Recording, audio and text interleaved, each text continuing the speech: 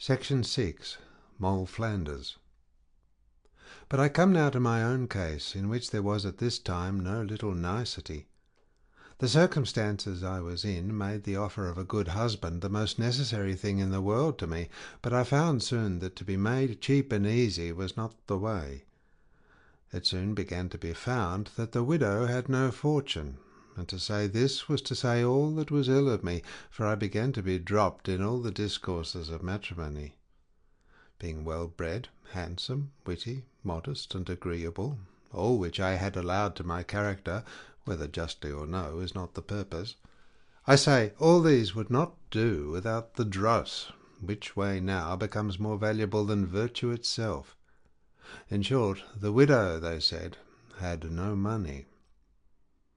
I resolved, therefore, as to the state of my present circumstances, that it was absolutely necessary to change my station, and make a new appearance in some other place where I was not well known, and even to pass by another name, if I found occasion. I communicated my thoughts to my intimate friend, the captain's lady, whom I had so faithfully served in her case with the captain, and who was as ready to serve me in the same kind as I could desire. I made no scruples to lay my circumstances open to her. My stock was but low, for I had made but about £540 at the close of my last affair, and I had wasted some of that. However, I had about £460 left, a great many very rich clothes, a gold watch and some jewels, though of no extraordinary value, and about £30 or £40 left in linen, not disposed of. My dear and faithful friend, the captain's wife, was so sensible of the service I had done her in the affair above, that she was not only a steady friend to me, but, knowing my circumstances, she frequently made me presents as money came into her hands, such as fully amounted to a maintenance, so that I spent none of my own. And at last she made this unhappy proposal to me, viz., that as we had observed, as above, how the men made no scruple to set themselves out as persons meriting a woman of fortune, when they had really no fortune of their own, it was but just to deal with them in their own way, and, if it was possible, to deceive the deceiver. The captain's lady, in short, put this project into my head, and told me if I would be ruled by her, I should certainly get a husband of fortune, without leaving him any room to reproach me with want of my own.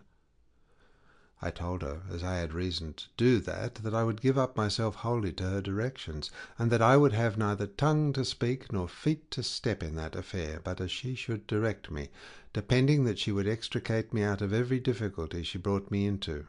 which she said she would answer for.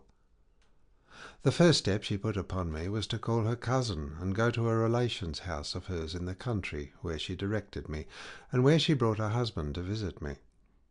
And calling me cousin, she worked matters so about that her husband and she together invited me most passionately to come to town and be with them, for they now live in a quite different place from where they were before. In the next place, she tells her husband that I had at least £1,500 fortune, and that after some of my relations I was like to have a great deal more. It was enough to tell her husband this. There needed nothing on my side. I was but to sit still and wait the events, for it presently went all over the neighbourhood that the young widow at Captain Blank's was a fortune, that she had at least £1,500, and perhaps a great deal more, and that the captain said so. And if the captain was asked at any time about me, he made no scruple to affirm it, though he knew not one word of the matter, other than his wife had told him so. And in this he thought no harm, for he really believed it to be so, because he had it from his wife. So slender a foundation will those fellows build upon, if they do but think there is a fortune in the game. With the reputation of this fortune, I presently found myself blessed with admirers enough, and that I had my choice of men, as scarce as they said they were, which, by the way, confirms what I was saying before. This being the case, I, who had a subtle game to play, had nothing now to do but to single out from them all the prosperous men that might be for my purpose, that is to say, the man who was most likely to depend upon the hearsay of a fortune, and not inquire too far into the particulars. And unless I did this, I did nothing, for my case would not bear much inquiry. I picked out my man without much difficulty by the judgment I made of his way of courting me. I had let him run on with his protestations and oaths that he loved me above all the world, that if I would make him happy, that was enough. All which I knew was upon supposition, nay, it was upon full satisfaction, that I was very rich, though I never told him a word of it myself. This was my man, but I was to try him to the bottom, and indeed in that consisted my safety, for if he balked, I knew I was undone, as surely as he was undone if he took me. And if I did not make some scruple about his fortune, it was the way to lead him to raise some about mine.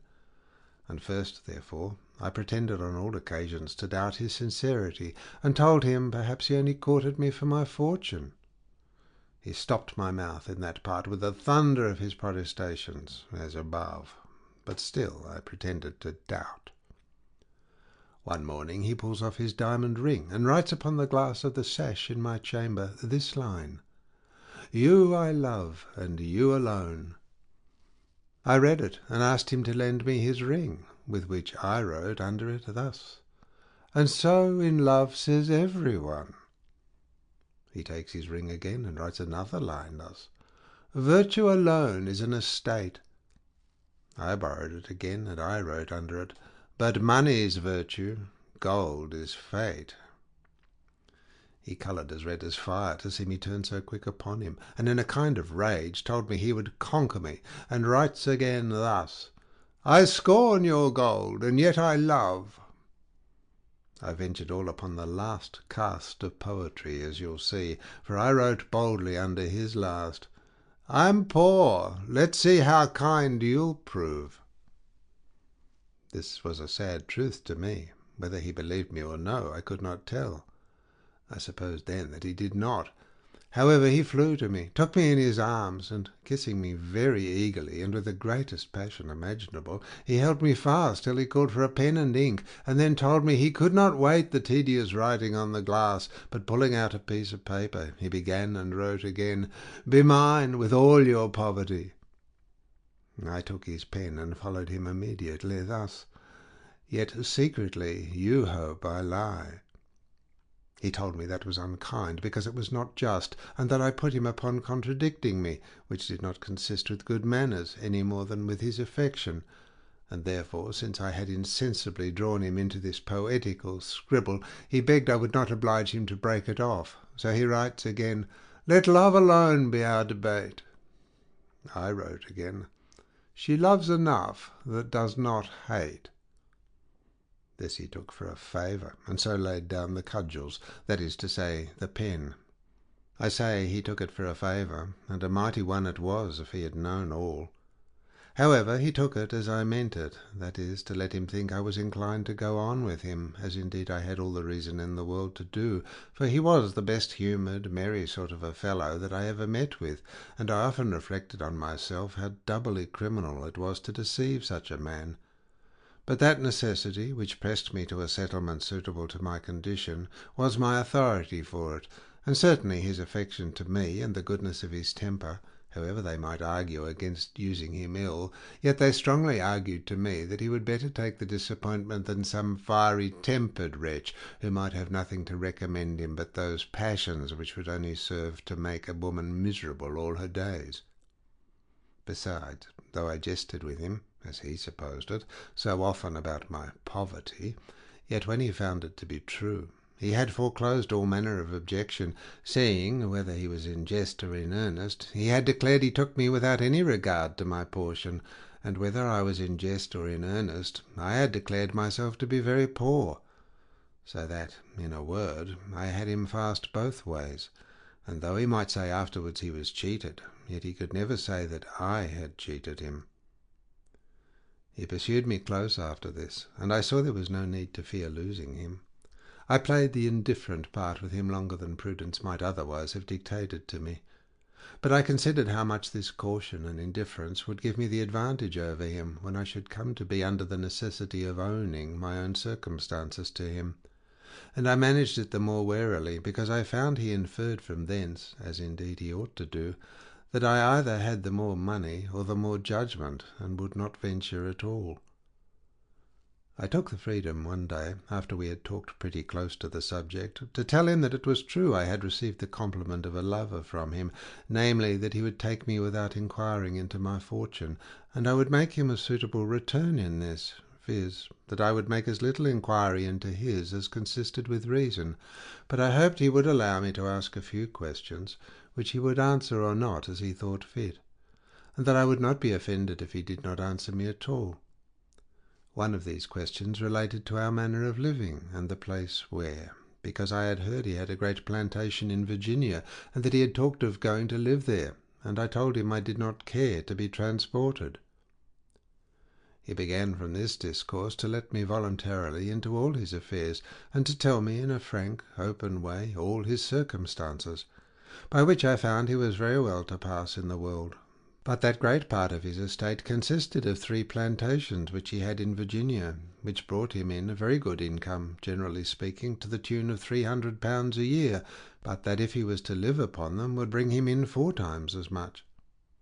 Very well, thought I, you shall carry me thither as soon as you please, though I won't tell you so beforehand. I jested with him extremely about the figure he would make in Virginia, but I found he would do anything I desired, though he did not seem glad to have me undervalue his plantations, so I turned my tail. I told him I had good reason not to go there to live, because if his plantations were worth so much there, I had not a fortune suitable to a gentleman of £1,200 a year, as he said his estate would be. He replied generously he did not ask what my fortune was. He had told me from the beginning he would not, and he would be as good as his word. But whatever it was, he assured me he would never desire me to go to Virginia with him, or go thither himself without me, unless I was perfectly willing, and made it my choice. All this, you may be sure, was as I wished, and indeed nothing could have happened more perfectly agreeable. I carried it on as far as this with a sort of indifferency that he often wondered at, more than at first, but which was the only support of his courtship, and I mention it the rather to intimate again to the ladies that nothing but want of courage for such an indifferency makes our sex so cheap, and prepares them to be ill-used as they are. Would they venture the loss of a pretending fop now and then, who carries it high upon the point of his own merit, they would certainly be less slighted, and courted more. Had I discovered really and truly what my great fortune was, and that in all I had not full £500 when he expected £1,500, yet I had hooked him so fast, and played him so long, that I was satisfied he would have had me in my worst circumstances, and indeed it was less a surprise to him when he learned the truth than it would have been, because having not the least blame to lay on me, who had carried it with an air of indifference to the last, he would not say one word, except that indeed he thought it had been more, but that if it had been less he did not repent his bargain, only that he should not be able to maintain me so well as he intended. In short, we were married, and very happily married on my side, I assure you, as to the man, for he was the best-humoured man that every woman had, but his circumstances were not as good as I imagined, as, on the other hand, he had not bettered himself by marrying so much as he expected. When we were married, I was shrewdly put to it to bring him that little stock I had, and to let him see it was no more. But there was a necessity for it, so I took my opportunity one day when we were alone to enter into a short dialogue with him about it. "My dear," said I, "we have been married a fortnight. Is it not time to let you know whether you have got a wife with something or with nothing?" "Your own time for that, my dear," says he. "I am satisfied that I have got the wife I love. I have not troubled you much," says he, "with my inquiry after it." "That's true," says I, "but I have a great difficulty upon me about it, which I scarce know how to manage." "What's that, my dear?" says he. "Why," says I, "'tis a little hard upon me, and 'tis harder upon you. I am told that Captain , meaning my friend's husband, has told you I had a great deal more money than I ever pretended to have, and I am sure I never employed him to do so." "Well," says he, "Captain may have told me so, but what then? If you have not so much, that may lie at his door, but you never told me what you had, so I have no reason to blame you if you have nothing at all." "That is so just," said I, "and so generous, that it makes my having but a little a double affliction to me." The less you have, my dear, says he, the worse for both of us. But I hope your affliction you speak of is not caused for fear I should be unkind to you for want of a portion. No, no, if you have nothing, tell me plainly, and at once. I may perhaps tell the captain he has cheated me, but I can never say you have cheated me, for did you not give it under your hand that you were poor? And so I ought to expect you to be. Well, said I, my dear, I am glad I have not been concerned in deceiving you before marriage. If I deceive you since, 'tis ne'er the worse. That I am poor is too true, but not so poor as to have nothing neither. So I pulled out some bank bills and gave him about £160. There's something, my dear, said I, and not quite all neither. I had brought him so near to expecting nothing by what I had said before, that the money, though the sum was small in itself, was doubly welcome to him. He owned it was more than he looked for, and that he did not question by my discourse to him, but that my fine clothes, gold watch, and a diamond ring or two had been all my fortune. I let him please himself with that £160 2 or 3 days, and then, having been abroad that day, and as if I had been to fetch it, I brought him £100 more home in gold, and told him there was a little more portion for him, and in short, in about a week I brought him £180 more, and about £60 in linen, which I made him believe I had been obliged to take with £100, which I gave him in gold, as a composition for a debt of £600, being little more than 5 shillings in the pound, and overvalued too. And now, my dear, says I to him, I am very sorry to tell you that there is all, and that I have given you my whole fortune. I added that if the person who had my £600 had not abused me, I had been worth £1,000 to him, but that as it was, I had been faithful to him, and reserved nothing to myself, but if it had been more, he should have had it. He was so obliged by the manner, and so pleased with the sum, for he had been in a terrible fright lest it had been nothing at all, that he accepted it very thankfully. And thus I got over the fraud of passing for a fortune without money, and cheating a man into marrying me on pretence of a fortune, which, by the way, I take to be one of the most dangerous steps a woman can take, and in which she runs the most hazard of being ill-used afterwards. My husband, to give him his due, was a man of infinite good nature, but he was no fool, and finding his income not suited to the manner of living which he had intended if I had brought him what he expected, and being under a disappointment in his return of his plantations in Virginia, he discovered many times his inclination of going over to Virginia to live upon his own, and often would be magnifying the way of living there, how cheap, how plentiful, how pleasant, and the like. I began presently to understand this meaning, and I took him up very plainly one morning, and told him that I did so, that I found his estate turned to no account at this distance compared to what it would do if he lived upon the spot, and that I found he had a mind to go and live there, and I added that I was sensible he had been disappointed in a wife, and that finding his expectations not answered that way, I could do no less to make him amends than to tell him that I was very willing to go over to Virginia with him and live there. He said 1,000 kind things to me upon the subject of my making such a proposal to him.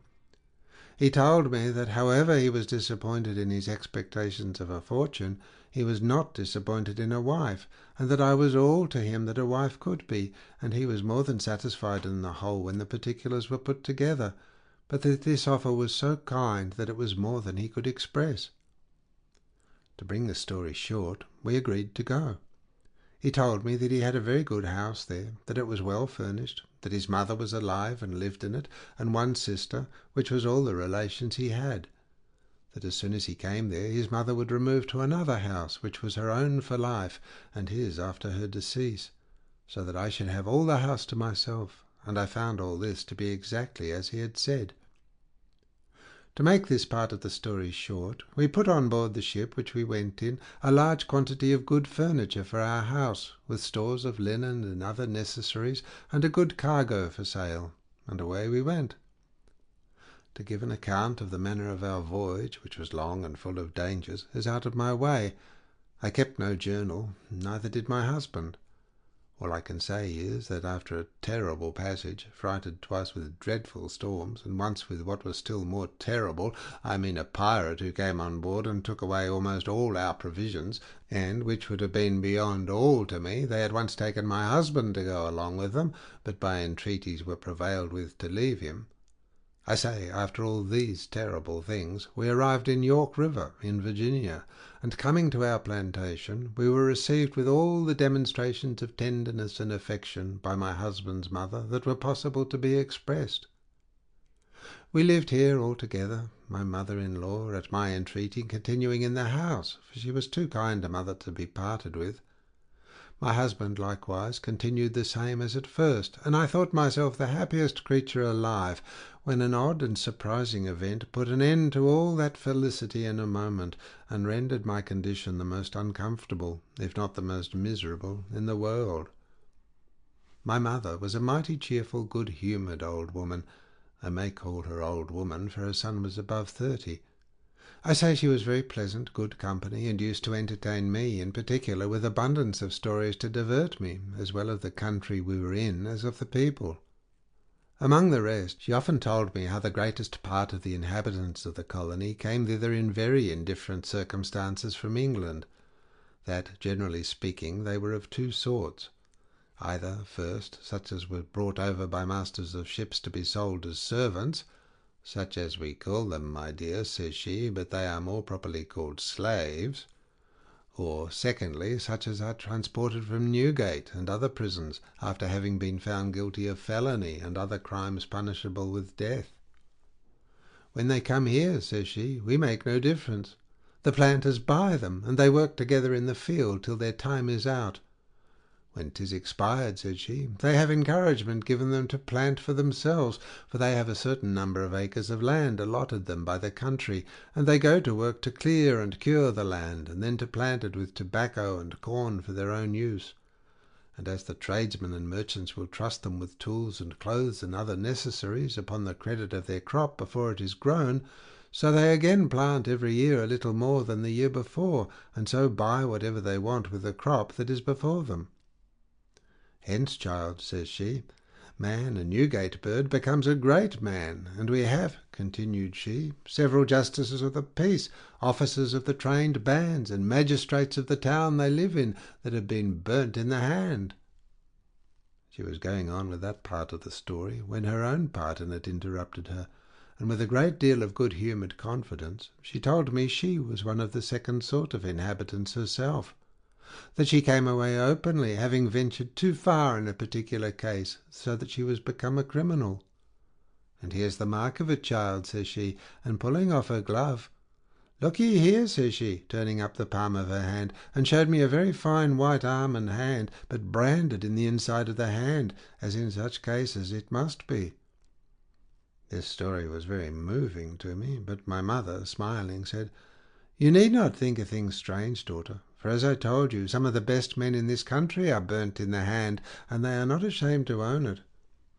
There's Major —, says she, he was an eminent pickpocket. There's Justice Bar —, was a shoplifter, and both of them were burnt in the hand, and I could name you several such as they are." We had frequent discourses of this kind, and abundance of instances she gave me of the like. After some time, as she was telling me some stories of one that was transported but a few weeks ago, I began, in an intimate kind of way, to ask her to tell me something of her own story, which she did with the utmost plainness and sincerity. How she had fallen into very ill company in London in her young days, occasioned by her mother sending her frequently to carry victuals and other relief to a kinswoman of hers who was a prisoner in Newgate, and who lay in a miserable starving condition, was afterwards condemned to be hanged, but having got respite by pleading her belly, dies afterwards in the prison. Here my mother-in-law ran out in a long account of the wicked practices in that dreadful place, and how it ruined more young people than all the town besides. "And, child," says my mother, "perhaps you may know little of it, or it may be have heard nothing about it, but depend upon it," says she, "we all know here that there are more thieves and rogues made by that one prison of Newgate than by all the clubs and societies of villains in the nation. 'Tis that accursed place, says my mother, that half peopled this colony." Here she went on with her own story so long and in so particular a manner that I began to be very uneasy. But coming to one particular that required telling her name, I thought I should have sunk down in the place. She perceived I was out of order, and asked me if I was not well, and what ailed me. I told her I was so affected with the melancholy story she had told, and the terrible things she had gone through, that it had overcome me, and I begged of her to talk no more of it. "Why, my dear," says she very kindly, "what need these things trouble you?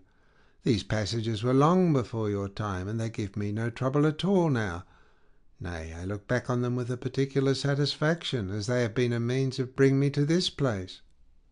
Then she went on to tell me how she very luckily fell into a good family, where, behaving herself well, and her mistress dying, her master married her, by whom she had my husband and his sister, and that by her diligence and good management after her husband's death she had improved the plantations to such a degree as they then were, so that most of the estate was of her getting, not her husband's, for she had been a widow upwards of 16 years. I heard this part of the story with very little attention, because I wanted much to retire and give vent to my passions, which I did soon after, and let any one judge what must be the anguish of my mind when I came to reflect that this was certainly no more or less than my own mother, and I had now had 2 children, and was big with another by my own brother, and lay with him still every night. I was now the most unhappy of all women in the world. Oh, had the story never been told me, all had been well. Had it been no crime to have lain with my husband, since as to his being my relation, I had known nothing of it. I had now such a load on my mind that it kept me perpetually waking. To reveal it, which would have been some ease to me, I could not find would be to any purpose, and yet to conceal it would be next to impossible. Nay, I did not doubt but I should talk of it in my sleep, and tell my husband of it whether I would or no. If I discovered it, the least thing I could expect was to lose my husband, for he was too nice and too honest a man to have continued my husband after he had known I had been his sister, so that I was perplexed to the last degree. I leave it to any man to judge what difficulties presented to my view. I was away from my native country, at a distance prodigious, and the return to me unpassable. I lived very well, but in a circumstance insufferable in itself. If I had discovered myself to my mother, it might be difficult to convince her of the particulars, and I had no way to prove them. On the other hand, if she had questioned or doubted me, I had been undone, for the bare suggestion would have immediately separated me from my husband, without gaining my mother or him, who would have been neither a husband nor a brother. So that between the surprise on one hand and the uncertainty on the other, I had been sure to be undone.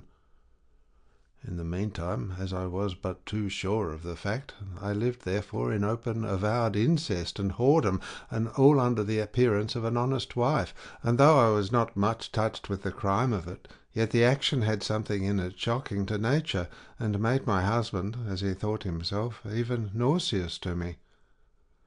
However, upon the most sedate consideration, I resolved that it was absolutely necessary to conceal it all, and not make the least discovery of it, either to mother or husband. And thus I lived with the greatest pressure imaginable for 3 years more, but had no more children.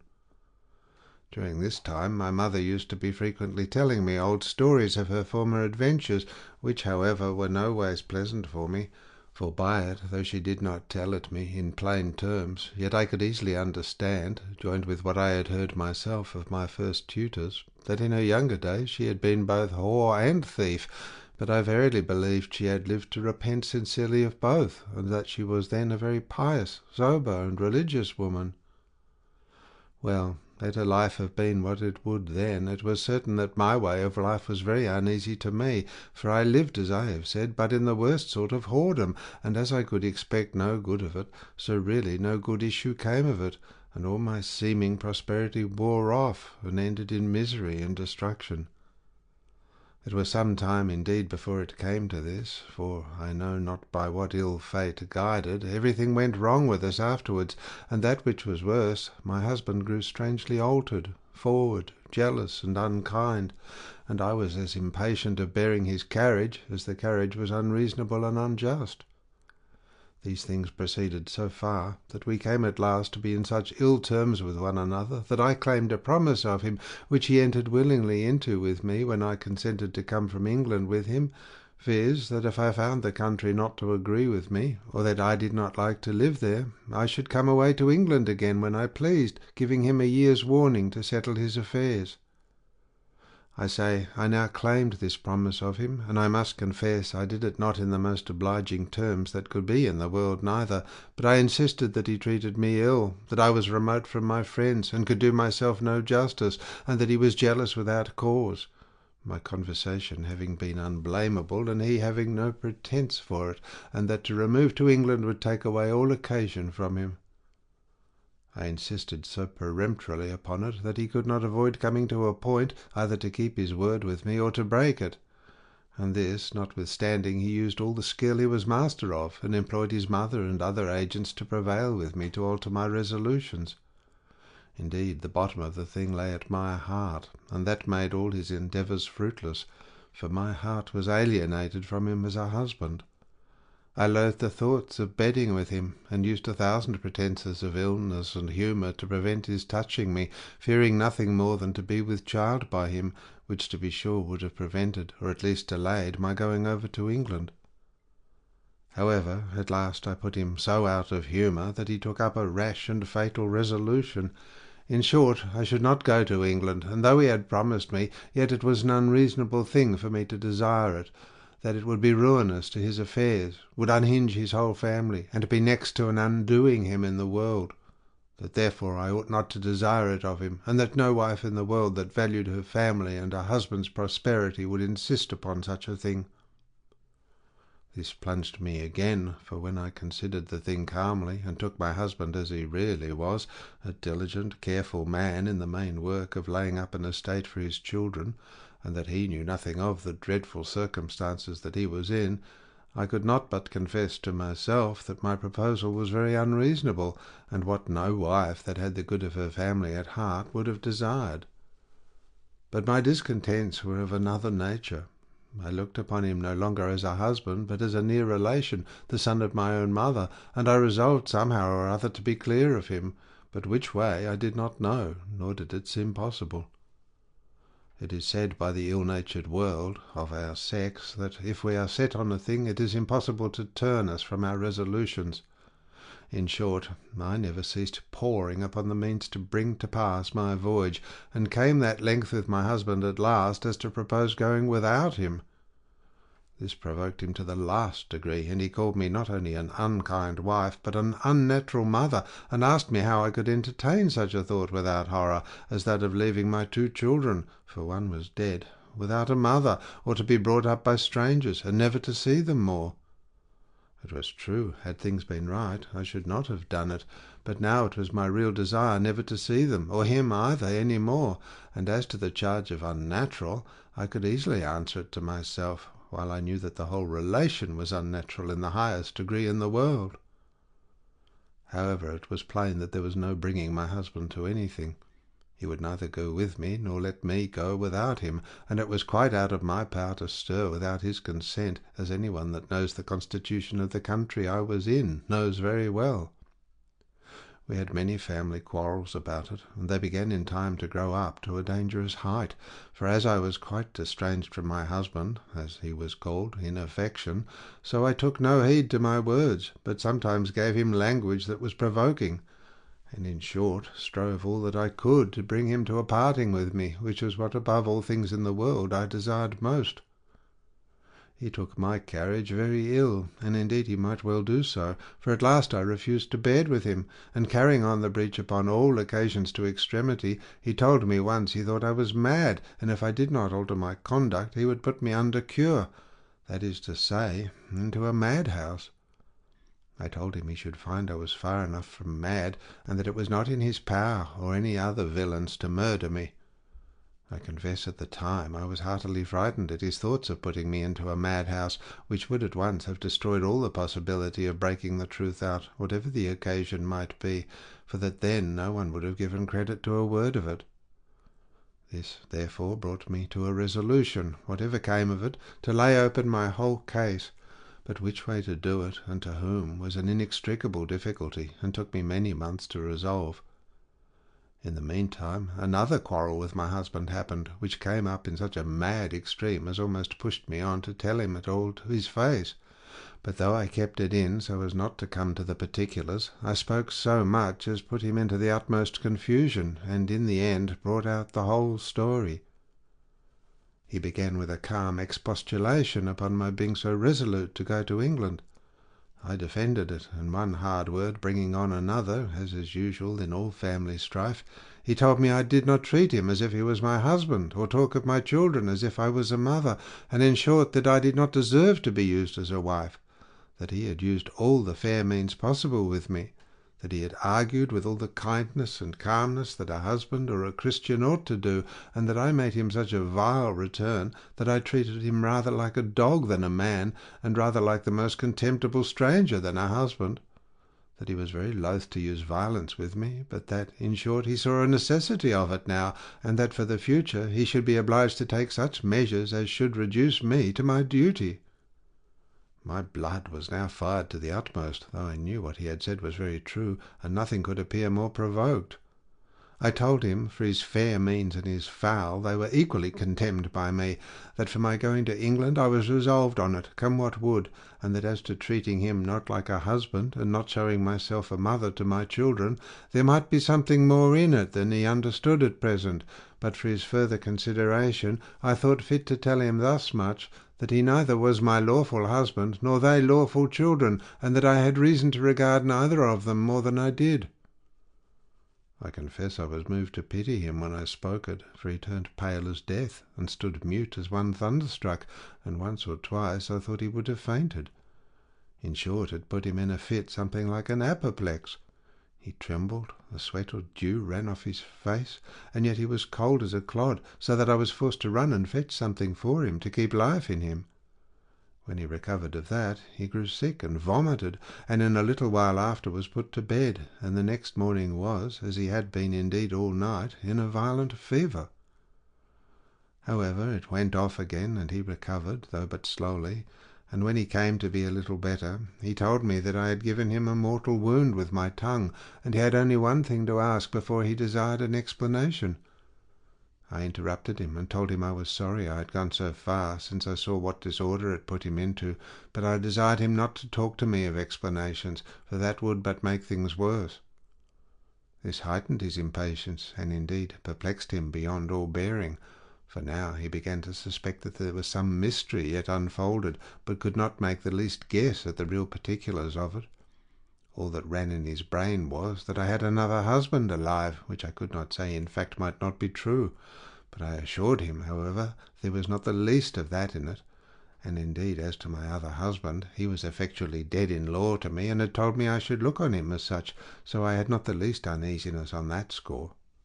But now I found the thing too far gone to conceal it much longer, and my husband himself gave me an opportunity to ease myself of the secret, much to my satisfaction. He had laboured with me 3 or 4 weeks, but to no purpose, only to tell him whether I had spoken these words only as the effect of my passion, to put him in a passion, or whether there was anything of truth in the bottom of them. But I continued inflexible, and would explain nothing, unless he would first consent to my going to England, which he would never do, he said, while he lived. On the other hand, I said it was in my power to make him willing when I pleased, nay, to make him entreat me to go, and this increased his curiosity, and made him importunate to the highest degree, but it was all to no purpose. At length he tells all this story to his mother, and sets her upon me to get the main secret out of me, and she used her utmost skill with me indeed, but I put her to a full stop at once by telling her that the reason and mystery of the whole matter lay in herself, and that it was my respect to her that had made me conceal it, and that, in short, I could go no farther, and therefore conjured her not to insist upon it. She was struck dumb at this suggestion, and could not tell what to say or to think, but laying aside the supposition as a policy of mine, continued her importunity on account of her son, and, if possible, to make up the breach between us two. As to that, I told her that it was indeed a good design in her, but that it was impossible to be done, and that if I should reveal to her the truth of what she desired, she would grant it to be impossible, and cease to desire it. At last I seemed to be prevailed on by her importunity, and told her I dared trust her with a secret of the greatest importance, and she would soon see that this was so, and that I would consent to lodge it in her breast if she would engage solemnly not to acquaint her son with it without my consent. She was long in promising this part, but rather than not come at the main secret, she agreed to that too, and after a great many other preliminaries I began, and told her the whole story. First I told her how much she was concerned in all the unhappy breach which had happened between her son and me, by telling me her own story and her London name, and that the surprise she saw I was in upon that occasion. Then I told her my own story and my name, and assured her, by such other tokens as she could not deny, that I was no other, no more or less, than her own child, her daughter, born of her body in Newgate, the same that had saved her from the gallows by being in her belly, and the same that she had left in such and such hands when she was transported. It is impossible to express the astonishment she was in. She was not inclined to believe the story, or to remember the particulars, for she immediately foresaw the confusion that must follow in the family upon it. But everything concurred so exactly with the story she had told me of herself, and which, if she had not told me, she would perhaps have been content to have denied, that she had stopped her own mouth, and she had nothing to do but to take me about the neck and kiss me, and cry most vehemently over me, without speaking one word for a long time together. At last she broke out, "Unhappy child," says she, "what miserable chance could bring thee hither, and in the arms of my own son too? Dreadful girl," says she, "why, we are all undone, married to thine own brother, 3 children and 2 alive, all of the same flesh and blood, my son and my daughter lying together as husband and wife, all confusion and distraction for ever. Miserable family, what will become of us? What is to be said? What is to be done?" And thus she ran on for a great while, nor had I any power to speak, or if I had, did I know what to say, for every word wounded me to the soul. With this kind of amazement on our thoughts, we parted for the first time, though my mother was more surprised than I was, because it was more news to her than to me. However, she promised again to me at parting that she would say nothing of it to her son till we had talked of it again. It was not long, you may be sure, before we had a second conference upon the same subject, when, as if she had been willing to forget the story she had told me of herself, or to suppose that I had forgotten some of the particulars, she began to tell them with alterations and omissions, but I refreshed her memory and set her to rights in many things which I supposed she had forgot, and then came in so opportunely with the whole history that it was impossible for her to go from it, and then she fell into her rhapsodies again, and exclamations at the severity of her misfortunes. When these things were a little over with her, we fell into a close debate about what should be first done before we gave an account of the matter to my husband.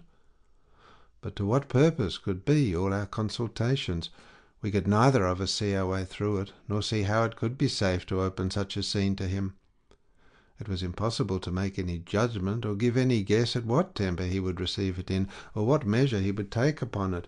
and if he should have so little government of himself as to make it public, we easily foresaw that it would be the ruin of the whole family, and expose my mother and me to the last degree, and if at last he should take the advantage the law would give him, he might put me away with disdain, and leave me to sue for the little portion that I had, and perhaps waste it all in the suit, and then be a beggar. The children would be ruined too, having no legal claim to any of his effects, and thus I should see him perhaps in the arms of another wife in a few months, and be myself the most miserable creature alive. My mother was as sensible of this as I, and upon the whole we knew not what to do. After some time we came to more sober resolutions, but then it was with this misfortune too, that my mother's opinion and mine were quite different from one another, and indeed inconsistent with one another. For my mother's opinion was that I should bury the whole thing entirely, and continue to live with him as my husband, till some other event should make the discovery of it more convenient, and that in the meantime she would endeavour to reconcile us together, and restore our mutual comfort and family peace, that we might lie as we used to do together, and so let the whole matter remain a secret, as close as death. "For, child," says she, We are both undone if it comes out. To encourage me to this, she promised to make me easy in my circumstances, as far as she was able, and to leave me what she could at her death, secured for me separately from my husband, so that if it should come out afterwards, I should not be left destitute, but be able to stand on my own feet, and procure justice from him. This proposal did not agree at all with my judgment of the thing, though it was very fair and kind in my mother. But my thoughts ran quite another way. As to keeping the thing in our own breasts and letting it all remain as it was, I told her it was impossible, and I asked her how she could think I could bear the thoughts of lying with my own brother. In the next place, I told her that her being alive was the only support of the discovery, and that while she owned me for her child and saw reason to be satisfied that I was so, nobody else would doubt it, but that if she should die before the discovery, I should be taken for an impudent creature that had forged such a thing to go away from my husband, or should be counted crazed and distracted. Then I told her how he had threatened already to put me into a madhouse, and what concern I had been in about it, and how that was the thing that drove me to the necessity of discovering it to her, as I had done. From all which I told her that I had, on the most serious reflections I was able to make in the case, come to this resolution, which I hoped she would like, as a medium between both, viz. That she should use her endeavours with her son to give me leave to go to England, as I had desired, and to furnish me with a sufficient sum of money, either in goods along with me, or in bills for my support there, all along suggesting that he might one time or other think it proper to come over to me. That when I was gone, she should then, in cold blood, and after first obliging him in the solemnest manner possible to secrecy, discover the case to him, doing it gradually, and as her own discretion should guide her, so that he might not be surprised with it, and fly out into any passions and excesses on my account or on hers, and that she should concern herself to prevent his slighting the children, or marrying again, unless he had a certain account of my being dead. This was my scheme, and my reasons were good. I was really alienated from him in the consequences of these things. Indeed, I mortally hated him as a husband, and it was impossible to remove that riveted aversion I had to him. At the same time, it being an unlawful, incestuous living, added to that aversion, and though I had no great concern about it in point of conscience, yet everything added to make cohabiting with him the most nauseous thing to me in the world, and I think verily it was come to such a height that I could almost as willingly have embraced a dog as have let him offer anything of that kind to me, for which reason I could not bear the thought of coming between the sheets with him. I cannot say that I was right in point of policy in carrying it such a length, while at the same time I did not resolve to discover the thing to him, but I am giving an account of what was, not of what ought or ought not to be. In their directly opposite opinion to one another, my mother and I continued a long time, and it was impossible to reconcile our judgments. Many disputes we had about it, but we could never either of us yield our own, or bring over the other. I insisted on my aversion to lying with my own brother, and she insisted upon its being impossible to bring him to consent to my going from him to England, and in this uncertainty we continued, not differing so as to quarrel or anything like it, but so as not to be able to resolve what we should do to make up that terrible breach that was before us. At last I resolved on a desperate course, and told my mother my resolution, viz., that, in short, I would tell him of it myself. My mother was frightened to the last degree at the very thoughts of it, but I bid her be easy, told her I would do it gradually and softly, and with all the art and good humour I was mistress of, and time it also as well as I could, taking him in good humour too. I told her I did not question, but if I could be hypocrite enough to feign more affection to him than I really had, I should succeed in all my design, and we might part by consent, and with a good agreement, for I might live him well enough for a brother, though I could not for a husband. All this while he lay at my mother to find out, if possible, what was the meaning of that dreadful expression of mine, as he called it, which I mentioned before, namely, that I was not his lawful wife, nor my children his legal children. My mother put him off, and told him she could bring me to no explanations, but found there was something that disturbed me very much, and she hoped she should get it out of me in time, and in the meantime recommended to him earnestly to use me more tenderly, and win me with his usual good carriage. Told him of his terrifying and affrighting me with his threats of sending me to a madhouse and the like, and advised him not to make a woman desperate on any account whatever. He promised her to soften his behaviour, and bid her assure me that he loved me as well as ever, and that he had no such design as that of sending me to a madhouse, whatever he might say in his passion. Also he desired my mother to use the same persuasions to me too, that our affections might be renewed, and we might lie together in a good understanding, as we used to do. I found the effects of this treaty presently. My husband's conduct was immediately altered, and he was quite another man to me. Nothing could be kinder and more obliging than he was to me upon all occasions, and I could do no less than make some return to it, which I did as well as I could, but it was but in an awkward manner at best, for nothing was more frightful to me than his caresses, and the apprehensions of being with child again by him was ready to throw me into fits, and this made me see that there was an absolute necessity of breaking the case to him without any more delay, which, however, I did with all the caution and reserve imaginable. He had continued his altered carriage to me near a month, and we began to live a new kind of life with one another,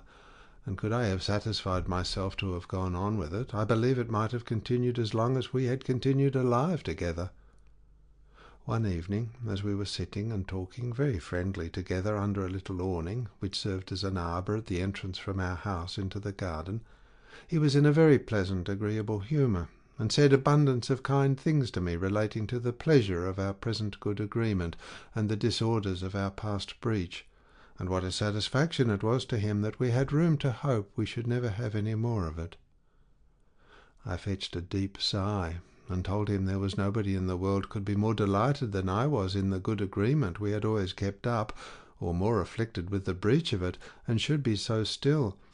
But I was sorry to tell him that there was an unhappy circumstance in our case which lay too close to my heart, and which I knew not how to break to him, that rendered my part of it very miserable, and took from me all the comfort of the rest. He importuned me to tell him what it was. I told him I could not tell how to do it, that while it was concealed from him, I alone was unhappy, but if he knew it also, we should both be so, and that therefore to keep him in the dark about it was the kindest thing that I could do, and it was on that account alone that I kept a secret from him, the very keeping of which I thought would first or last be my destruction. It is impossible to express his surprise at this relation, and the double importunity which he used with me to discover it to him. He told me I could not be called kind to him, nay, I could not be faithful to him if I concealed it from him. I told him I thought so too, and yet I could not do it. He went back to what I had said before to him, and told me he hoped it did not relate to what I had said in my passion, and that he had resolved to forget all that as the effect of a rash, provoked spirit. I told him I wished I could forget it all too, but that it was not to be done. The impression was too deep, and I could not do it. It was impossible. He then told me he was resolved not to differ with me in anything, and that therefore he would importune me no more about it, resolving to acquiesce in whatever I did or said, only begged I should then agree that whatever it was, it should no more interrupt our quiet and our mutual kindness. This was the most provoking thing he could have said to me, for I really wanted his further importunities, that I might be prevailed with to bring out that which indeed it was like death to me to conceal. So I answered him plainly that I could not say I was glad not to be importuned, though I could not tell how to comply. "But come, my dear," said I, "what conditions will you make with me upon the opening this affair to you?" "Any condition in the world," said he, "that you can in reason desire of me." "Well," said I, "come, give it me under your hand, that if you do not find I am in any fault, or that I am willingly concerned in the causes of the misfortune that is to follow, you will not blame me, use me the worse, do me any injury, or make me be the sufferer for that which is not my fault." "That," says he, "is the most reasonable demand in the world, not to blame you for that which is not your fault." "Give me a pen and ink," says he. So I ran in and fetched a pen, ink, and paper, and he wrote the condition down in the very words I had proposed it, and signed it with his name.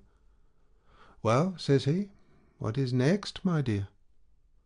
"Why," says I, "the next is that you will not blame me for not discovering the secret of it to you before I knew it." "Very just again," says he, "with all my heart." So he wrote down that also, and signed it.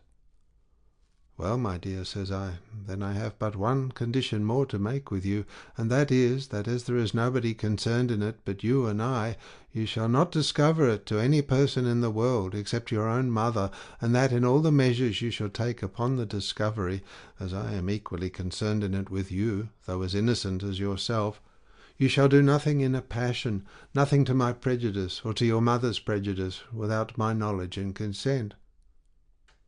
This a little amazed him, and he wrote down the words distinctly, but read them over and over before he signed them, hesitating at them several times, and repeating them. "My mother's prejudice, and your prejudice? What mysterious thing can this be?" However, at last he signed it. "Well," says I, "my dear, I'll ask you no more under your hand, but as you are to hear the most unexpected and surprising thing that perhaps ever befell any family in the world, I beg you to promise me you will receive it with composure and a presence of mind suitable to a man of sense." "I'll do my utmost," says he, "upon condition you will keep me no longer in suspense, for you terrify me with all these preliminaries." "Well then," says I, "it is this. As I told you before in a heat that I was not your lawful wife, and that our children were not legal children, so I must let you know now in calmness and in kindness, but with affliction enough, that I am your own sister, and you my own brother, and that we are both the children of our mother now alive, and in the house, who is convinced of the truth of it, in a manner not to be denied or contradicted." I saw him turn pale and look wild, and I said, "Now remember your promise, and receive it with presence of mind, for who could have said more to prepare you for it than I have done?" However, I called a servant, and got him a little glass of rum, which is the usual dram in that country, for he was just fainting away. When he was a little recovered, I said to him, "This story, you may be sure, requires a long explanation, and therefore have patience and compose your mind to hear it out, and I'll make it as short as I can." And with this I told him what I thought was needful of the fact, and particularly how my mother came to discover it to me, as above. "And now, my dear," says I, "you will see reasons for my capitulations, and that I neither have been the cause of this matter, nor could be so, and that I could know nothing of it before now." "I am fully satisfied of that," says he, "but 'tis a dreadful surprise to me. However, I know a remedy for it all, and a remedy that shall put an end to your difficulties without your going to England."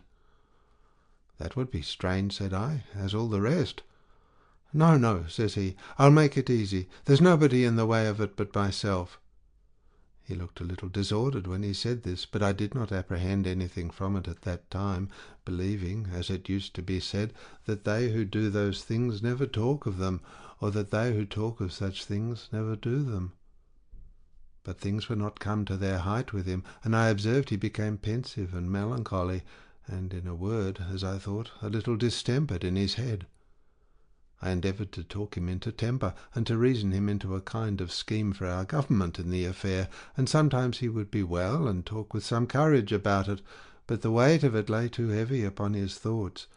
and in short it went so far that he made attempts upon himself, and in one of them had actually strangled himself, and had not his mother come into the room in the very moment he had died,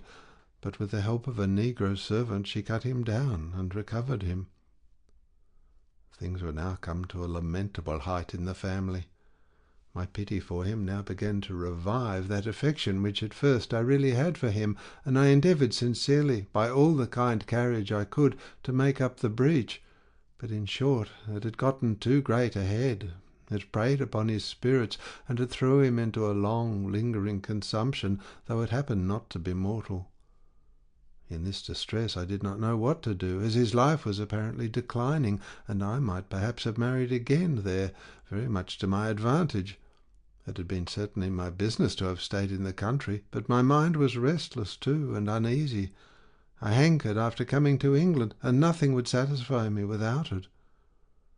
In short, by an unwearied importunity, my husband, who was apparently decaying, as I observed, was at last prevailed with,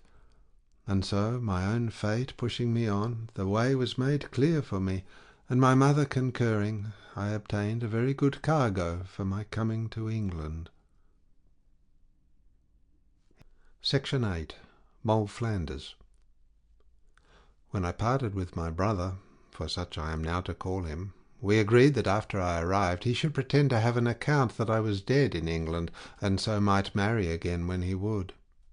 He promised, and engaged to me to correspond with me as a sister, and to assist and support me as long as I lived, and that if he died before me, he would leave sufficient to his mother to take care of me still, in the name of a sister, and he was in some respects careful of me when he heard of me. But it was so oddly managed that I felt the disappointments very sensibly afterwards, as you shall hear in time. I came away for England in the month of August, after I had been 8 years in that country, and now a new scheme of misfortune attended me, which perhaps few women have gone through the life of. We had an indifferent good voyage till we came just upon the coast of England, and where we arrived in 32 days, but were then ruffled with 2 or 3 storms, one of which drove us away to the coast of Ireland, and we put in at Kinsdale. We remained there about 13 days, got some refreshment on shore, and put to sea again, though we met with very bad weather again, in which the ship sprung her mainmast, as they called it, for I knew not what they meant. But we got at last into Milford Haven in Wales, where, though it was remote from our port, yet having my foot safe upon the firm ground of my native country, the Isle of Britain, I resolved to venture it no more upon the waters, which had been so terrible to me. So getting my clothes and money on shore, with my bills of loading and other papers, I resolved to come to London, and leave the ship to get to her port as she could. The port whither she was bound to was Bristol, where my brother's chief correspondent lived. I got to London in about 3 weeks, where I heard a little while after that the ship was arrived in Bristol, but at the same time had the misfortune to know that by the violent weather she had been in and the breaking of her mainmast she had great damage on board, and that a great part of her cargo was spoiled. I had now a new scene of life upon my hands, and a dreadful appearance it had. I was come away with a kind of final farewell. What I brought with me was indeed considerable, had it come safe, and by the help of it I might have married again tolerably well, but as it was, I was reduced to between 200 or 300 pounds in the whole, and this without any hope of recruit. I was entirely without friends, nay, even so much as without acquaintance, for I found it was absolutely necessary not to revive former acquaintances, and as for my subtle friend that had set me up formerly for a fortune, she was dead, and her husband also,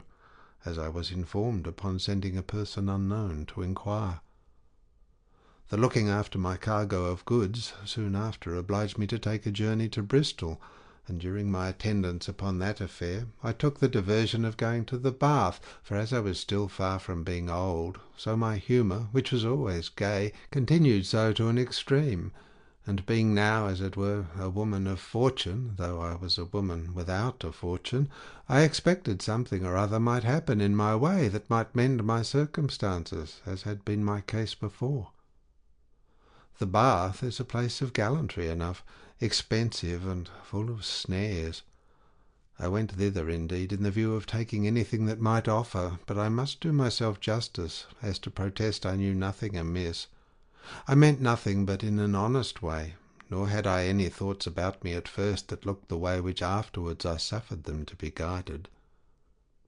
Here I stayed the whole latter season, as it is called there, and contracted some unhappy acquaintances, which rather prompted the follies I fell afterwards into than fortified me against them.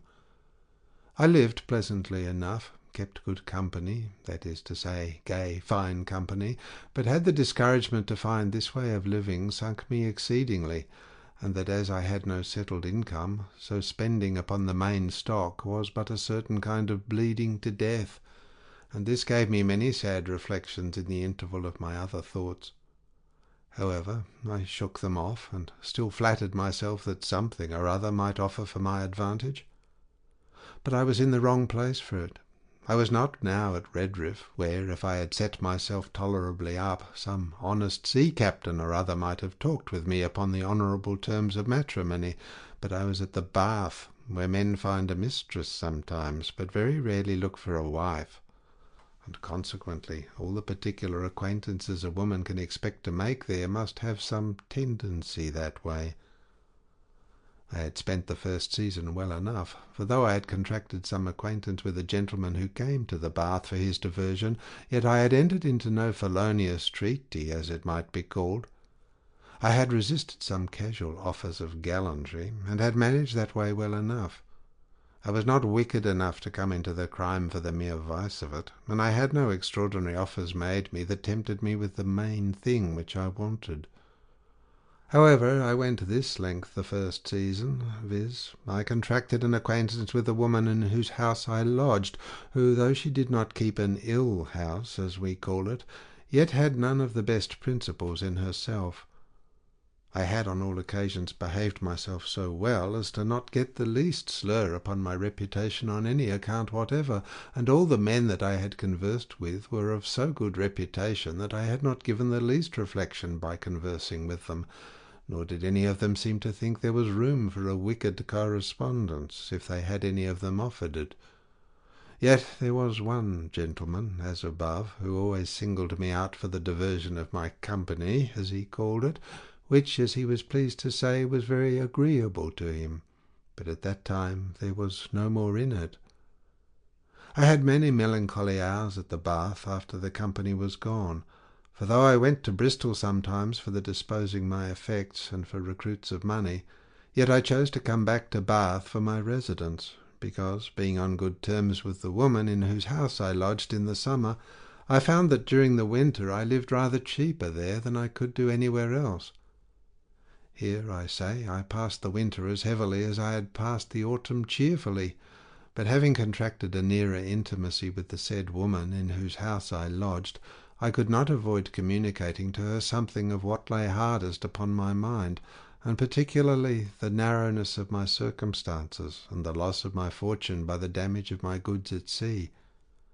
I told her also that I had a mother and a brother in Virginia in good circumstances, and as I had really written back to my mother in particular to represent my condition, and the great loss I had received, which indeed now came to almost £500, so I did not fail to let my new friend know that I expected a supply from thence, and so indeed I did. And as the ships went from Bristol to York River in Virginia, and back again, generally in less time from London, and that my brother corresponded chiefly at Bristol, I thought it was much better for me to wait here for my returns than to go to London, where also I had not the least acquaintance. My new friend appeared sensibly affected with my condition, and indeed was so very kind as to reduce the rate of my living with her to so low a price during the winter that she convinced me she got nothing by me, and as for lodging, during the winter I paid nothing at all. When the spring season came on, she continued to be as kind to me as she could, and I lodged with her for a long time, till it was found necessary to do otherwise. She had some persons of character that frequently lodged in her house, and in particular the gentleman, who, as I said, singled me out for his companion the winter before. And he came down again with another gentleman in his company, and 2 servants, and lodged in the same house. I suspected that my landlady had invited him thither, letting him know that I was still with her, but she denied it, and protested to me that she did not, and he said the same. In a word, this gentleman came down and continued to single me out for his peculiar confidence as well as conversation.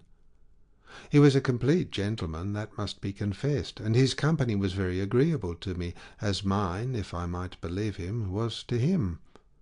He made no professions to me but of an extraordinary respect, and he had such an opinion of my virtue that, as he often professed, he believed if he should offer anything else I should reject him with contempt. He soon understood from me that I was a widow, that I had arrived at Bristol from Virginia by the last ships, and that I waited at Bath till the next Virginia fleet should arrive, by which I expected considerable effects. I understood by him and by others of him that he had a wife, but that the lady was distempered in her head, and was under the conduct of her own relations, which he consented to avoid any reflections that might, as was not unusual in such cases, be cast on him for mismanaging her cure. And in the meantime he came to the bath to divert his thoughts from the disturbance of such a melancholy circumstance as that was. My landlady, who of her own accord encouraged the correspondence on all occasions, gave me an advantageous character of him as a man of honour and of virtue, as well as of great estate. And indeed I had a great deal of reason to say so of him too, for though we lodged both on a floor, and he had frequently come into my chamber, even when I was in bed, and I also into his when he was in bed, yet he never offered anything to me further than a kiss, or so much as solicited me to anything till long after, as you shall hear.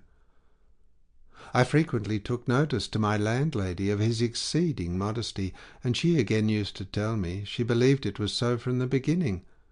However, she used to tell me that she thought I ought to expect some gratification from him for my company, for indeed he did, as it were, engross me, and I was seldom from him.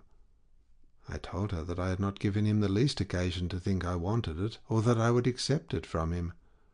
She told me she would take that part upon her, and she did so, and managed it so dexterously that the first time we were together alone, after she had talked with him, he began to inquire a little into my circumstances, as to how I had subsisted myself since I came on shore, and whether I did not want money. I stood off very boldly. I told him that though my cargo of tobacco was damaged, yet it was not quite lost, that the merchant I had been consigned to had so honestly managed for me that I had not wanted, and that I hoped, with frugal management, I should make it hold out till more would come, which I expected by the next fleet. That in the meantime I had retrenched my expenses, and whereas I kept a maid last season, now I lived without, and whereas I had a chamber and a dining-room then on the first floor, as he knew, I now had but one room, 2 pair of stairs, and the like. But I live, said I, as well satisfied now as I did then, adding that his company had been a means to make me live much more cheerfully than otherwise I should have done, for which I was much obliged to him, and so I put off all room for any offer for the present. However, it was not long before he attacked me again, and told me he found that I was backward to trust him with the secret of my circumstances, which he was sorry for, assuring me that he inquired into it with no design to satisfy his own curiosity, but merely to assist me, if there was any occasion. But since I would not own myself to stand in need of any assistance, he had but one thing more to desire of me, and that was that I would promise him that when I was any way straitened, or like to be so, I would frankly tell him of it, and that I would make use of him with the same freedom that he had made the offer, adding that I should always find I had a true friend, though perhaps I was afraid to trust him. I omitted nothing that was fit to be said by one infinitely obliged, to let him know that I had a due sense of his kindness, and indeed from that time I did not appear so much reserved to him as I had done before, though still within the bounds of the strictest virtue on both sides. But how free soever our conversation was, I could not arrive to that sort of freedom which he desired, viz., to tell him I wanted money, though I was secretly very glad of his offer. Some weeks passed after this, and still I never asked him for money, when my landlady, a cunning creature, who had often pressed me to it, but found that I could not do it, makes a story of her own inventing, and comes in bluntly to me when we were together. "Oh, widow," says she, "I have bad news to tell you this morning." "What is that?" said I. "Are the Virginia ships taken by the French?" For that was my fear. "No, no," says she, "but the man you sent to Bristol yesterday for money is coming back, and says he has brought none." Now I could by no means like her project. I thought it looked too much like prompting him, which indeed he did not want, and I clearly saw that I should lose nothing by being backward to ask, so I took her up short. "I can't imagine why he should say so to you," said I, "for I assure you he brought me all the money I sent him for, and here it is," said I, pulling out my purse with about 12 guineas in it, and added, "I intend you shall have most of it by and by." He seemed distasted a little at her talking as she did at first, as well as I, taking it, as I fancied he would, as something forward of her. But when he saw me give such an answer, he came immediately to himself again. The next morning we talked of it again, when I found he was fully satisfied, and smiling said he hoped I would not want money, and not tell him of it, and that I had promised him otherwise. I told him I had been very much dissatisfied at my landlady's talking so publicly the day before of what she had nothing to do with, but I supposed she wanted what I owed her, which was about 8 guineas, which I had resolved to give her, and had accordingly given it her the same night she talked so foolishly. He was in a might good humour when he heard me say I had paid her, and it went off into some other discourse at that time. But the next morning, he having heard me up about my room before him, he called to me, and I answering, he asked me to come into his chamber. He was in his bed when I came in, and he made me come and sit down on his bedside, for he said he had something to say to me which was of some moment.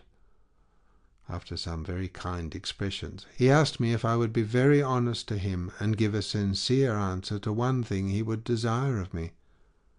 After some little cavil at the word sincere, and asking him if I had ever given him any answers which were not sincere, I promised him I would. Why, then, his request was, he said, to let him see my purse. I immediately put my hand into my pocket, and laughing to him, pulled it out, and there was in it 3 guineas and a half. Then he asked me if there was all the money I had. I told him, no, laughing again, not by a great deal. Well, then, he said, he would have me promise to go and fetch him all the money I had, every farthing. I told him I would, and went into my chamber and fetched him a little private drawer, where I had about 6 guineas more and some silver, and threw it all down upon the bed, and told him there was all my wealth, honestly, to a shilling. He looked a little at it, but did not tell it, and huddled it all into the drawer again, and then reaching his pocket, pulled out a key, and bade me open a little walnut-tree box he had upon the table, and bring him such a drawer, which I did. In which drawer there was a great deal of money in gold, I believe, near 200 guineas, but I knew not how much. He took the drawer, and taking my hand, made me put it in and take a whole handful. I was backward at that, but he held my hand hard in his hand, and put it into the drawer, and made me take out as many guineas almost as I could well take up at once. When I had done so, he made me put them into my lap, and took my little drawer, and poured out all my money among his, and bade me get home and carry it all into my own chamber. I relate this story the more particularly because of the good humour there was in it, and to show the temper with which we conversed.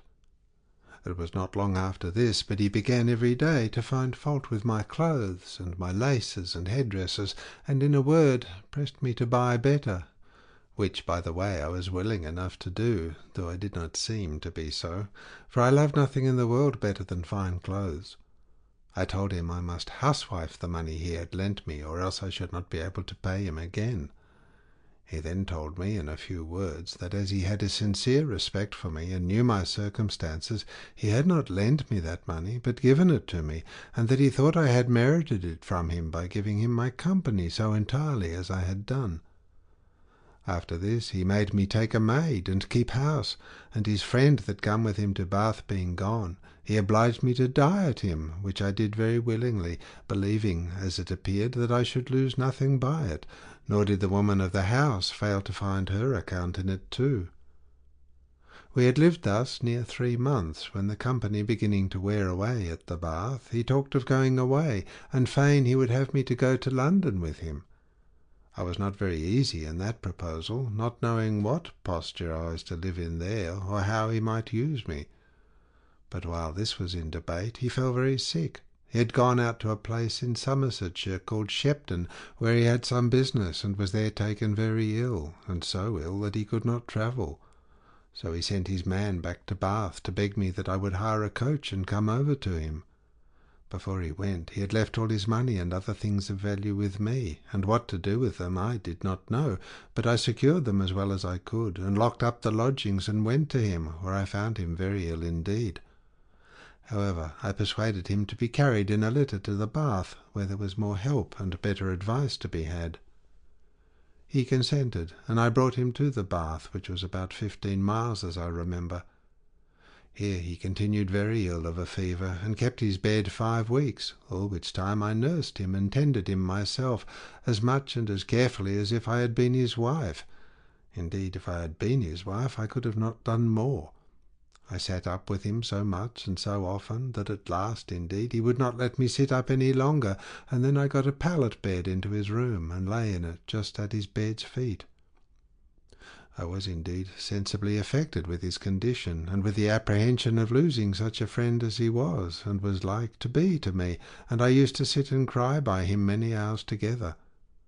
However, at last he grew better, and gave hopes that he would recover, as indeed he did, though very slowly.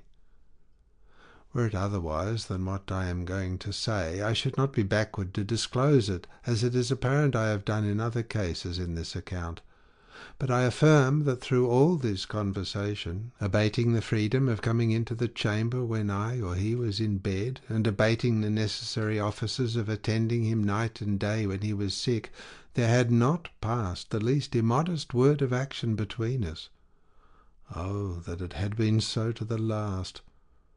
After some time he gathered strength and grew well apace, and I would have removed my pallet bed, but he would not let me till he was able to venture himself without anybody to sit up with him, and then I removed to my own chamber. He took many occasions to express his sense of my tenderness and concern for him, and when he grew quite well, he made me a present of 50 guineas for my care, as he called it, for hazarding my life to save his. And now he made deep protestations of a sincere, inviolable affection for me, but all along attested it to be with the utmost reserve for my virtue and his own. I told him I was fully satisfied of it. He carried it that length that he protested to me that if he was naked in bed with me, he would as sacredly preserve my virtue as he would defend it if I was assaulted by a ravisher. I believed him, and told him I did so, but this did not satisfy him. He would, he said, wait for some opportunity to give me an undoubted testimony of it. It was a great while after this that I had occasion, on my own business, to go to Bristol, upon which he hired me a coach, and would go with me, and did so. And now, indeed, our intimacy increased. From Bristol he carried me to Gloucester, which was merely a journey of pleasure, to take the air, and here it was our hap to have no lodging in the inn, but in one large chamber with 2 beds in it. The master of the house, going up with us to show us his rooms, and coming into that room, said very frankly to him, "Sir, it is none of my business to inquire whether the lady be your spouse or no, but if not, you may lie as honestly in these 2 beds as if you were in 2 chambers." And with that he pulls a great curtain which drew quite across the room and effectually divided the beds. "Well," says my friend very readily, "these 2 beds will do, and as for the rest, we are too near akin to lie together, though we may lodge near one another." And this put an honest face on the thing too. When we came to go to bed, he decently went out of the room till I was in bed, and then went to bed in the bed on his own side of the room, but lay there talking to me a great while. At last, repeating his usual saying that he could lie naked in the bed with me and not offer me the least injury, he starts out of his bed. "And now, my dear," says he, "you shall see how just I will be to you, and that I can keep my word." And away he comes to my bed. I resisted a little, but I must confess I should not have resisted him much if he had not made those promises at all. So after a little struggle, as I said, I lay still and let him come to my bed. When he was there, he took me in his arms, and so I lay all night with him, but he had no more to do with me, or offered anything to me, other than embracing me, as I say, in his arms. No, not the whole night, but rose up and dressed him in the morning, and left me as innocent for him as I was the day I was born. This was a surprising thing to me, and perhaps may be so to others who know how the laws of nature work, for he was a strong, vigorous, brisk person, nor did he act thus on a principle of religion at all, but of mere affection, insisting on it that though I was to him the most agreeable woman in the world, yet because he loved me he could not injure me. I own it was a noble principle, but as it was what I never understood before, so it was to me perfectly amazing.